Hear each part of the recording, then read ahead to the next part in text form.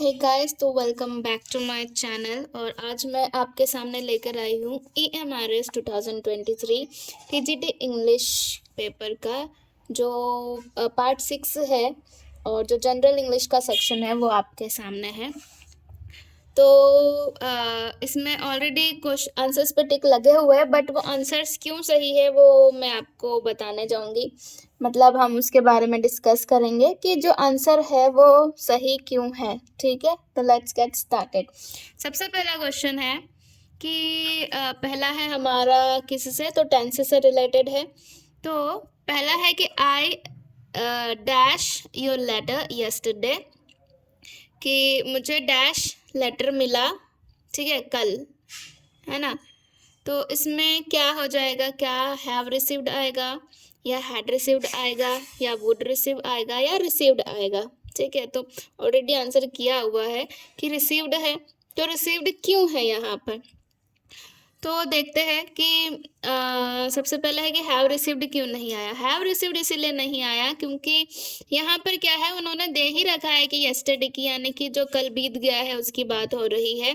और हैव जो है वो प्रेजेंट का वर्ब है ना, हेल्पिंग वर्ब है।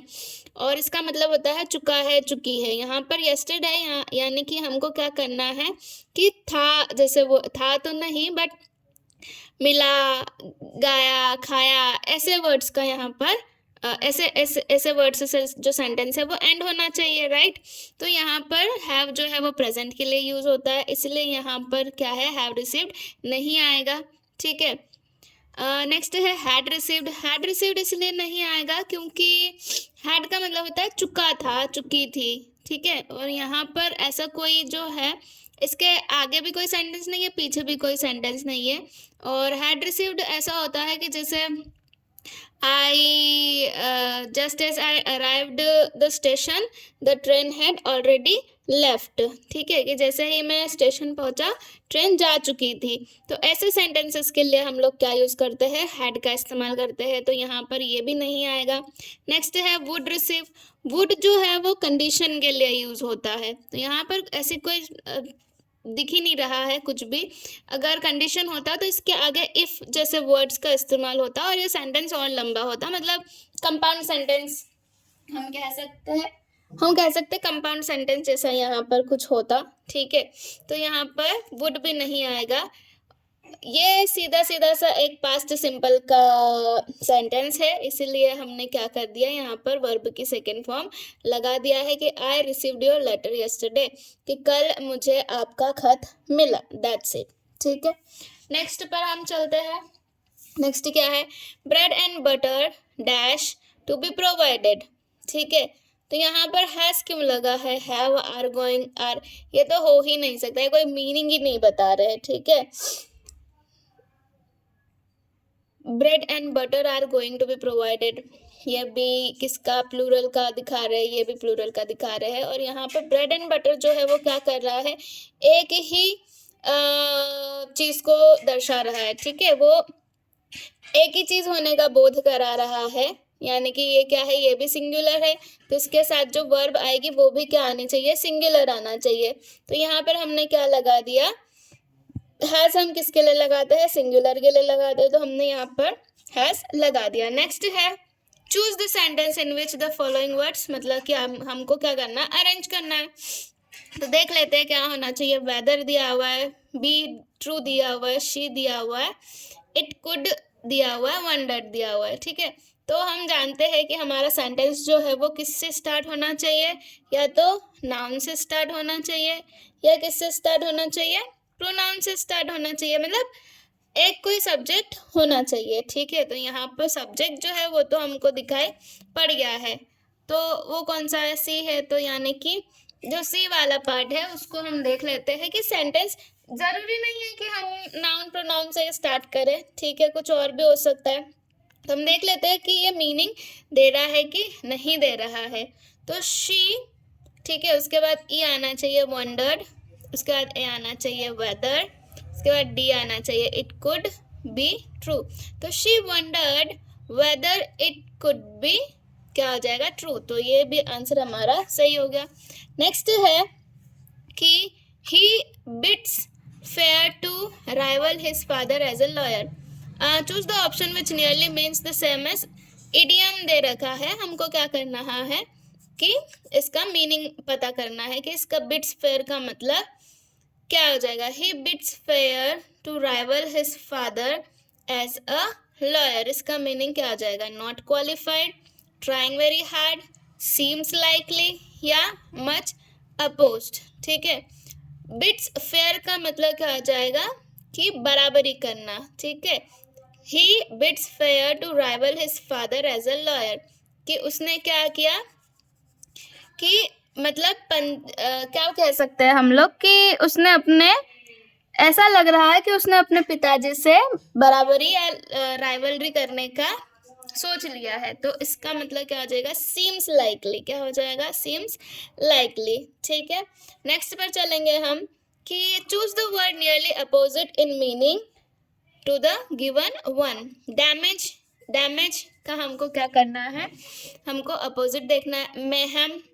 मेहम का मतलब होता है क्या कि केओस हम कह सकते हैं या केओस कह सकते हैं हम लोग. ठीक है. कंपेंसेशन, रॉन्ग या रप्चर. रप्चर का मतलब जैसे कुछ टूट गया हो. ठीक है. और रॉन्ग का मतलब तो गलत हुआ. तो डैमेज का जो है वो choose the word nearly opposite. Opposite ढूंढना है हमको. तो डैमेज, इन तीनों का जो है वो मीनिंग जो है वो टूटे फूटे से या डिस्ट्रॉयड कोई चीज़ हो गई है उसी से ही मिल रहा है. पर जो कंपेंसेशन है, कंपेंसेशन हम कब देते हैं? कंपेंसेशन जब कुछ किसी का नुकसान हो गया हो तो हम भरपाई करते हैं. तो डैमेज का क्या हो जाएगा अपोजिट? कंपेंसेशन, यानी कि भरपाई. ठीक है. Okay, let's move on to the next question की identify the tense in the given sentence. Ram should have gone to the market. Have आ गया है, यानी कि ये कैसा सेंटेंस हो सकता है? प्रेजेंट का. तो ना ये पास्ट है, ना फ्यूचर है, ना पास्ट इंडेफिनिट है. तो ये क्या हो गया? ये प्रेजेंट परफेक्ट का क्या हो गया? आपका सेंटेंस हो गया. ठीक है. नेक्स्ट है फिल इन द आर्टिकल से हमको फिल करना है. Copper is. अब ये यहाँ पे क्या आ रहा है? देखो, सिर्फ वोवेल वर्ड लेटर आ जाने से कुछ नहीं होता है, उसका प्रोनाउंसिएशन कैसा हो रहा है. तो य को, यू को हम कैसे पढ़ते हैं? इस तरीके से पढ़ते हैं. तो साउंड उसका य जैसा आ रहा है. ठीक है. तो ये तो वोवेल यानी कि स्वर हुआ नहीं, तो यहाँ पे एन भी नहीं आएगा, द तो आ ही नहीं सकता. Copper is the useful metal नहीं होता है, हम पर्टिकुलर की बात नहीं कर रहे हैं यहाँ पर. तो द भी नहीं आ सकता. नो आर्टिकल भी नहीं, कुछ आर्टिकल तो यहाँ आना ही पड़ेगा. तो कॉपर इज आ जाएगा यहाँ पे. ठीक है. आया समझ में? नेक्स्ट है choose the word nearly similar in meaning to the given one. Courage यानी कि साहस. ठीक है.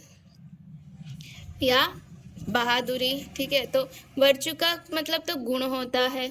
हेजिटेशन यानी कि हिचकिचाहट. ठीक है. कावाडाइस यानी कि क्या क्या बोलेंगे उसको हिंदी में? कावाडाइस यानी कि डरपोक. और देखो क्या पूछ रहा है वो? सिमिलर मीनिंग पूछ रहा है. तो इन तीनों का मीनिंग आपके सामने है. गुण, हिचकिचाहट या डरपोक. तो ये तीनों ही करेज के तो नहीं लग रहे. तो बचा हमारे पास में क्या है? फोर्टिट्यूड. तो फोर्टिट्यूड हमने लगा दिया. आया समझ में? अगर आपको मीनिंग नहीं भी पता हो, एक दो को भी मीनिंग पता हो, तो आप लगा सकते हो उसमें. नेक्स्ट है choose the option in which voice पता करना है हमको. Voice in given sentence has been changed correctly.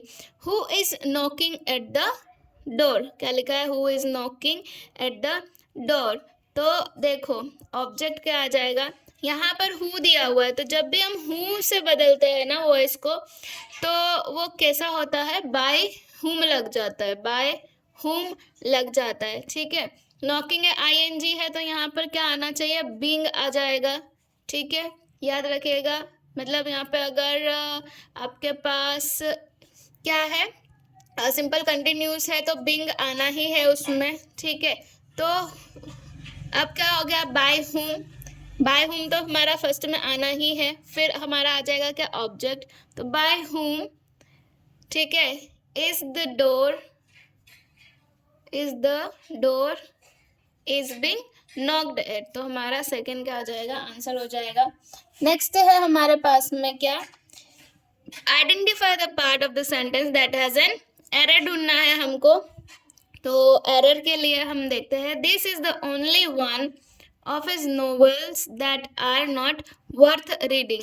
ये है, ये है, ये है और ये है, ठीक है। This is the only one of his novels that, यहाँ पर किसकी बात हो रही है, एक की बात हो रही है, ठीक है, एक की बात हो रही है। तो इससे हमको कोई लेना देना नहीं है, हमारा सब्जेक्ट क्या है, एक है। तो हमारा जो वर्ब है, हेल्पिंग वर्ब, वो भी कैसी होनी चाहिए, सिंगुलर होना चाहिए। तो क्या आ जाएगा यहाँ पर, इज आ जाएगा, यानी कि सी वाला जो है हमारा क्या है, गलत है। आया समझ में।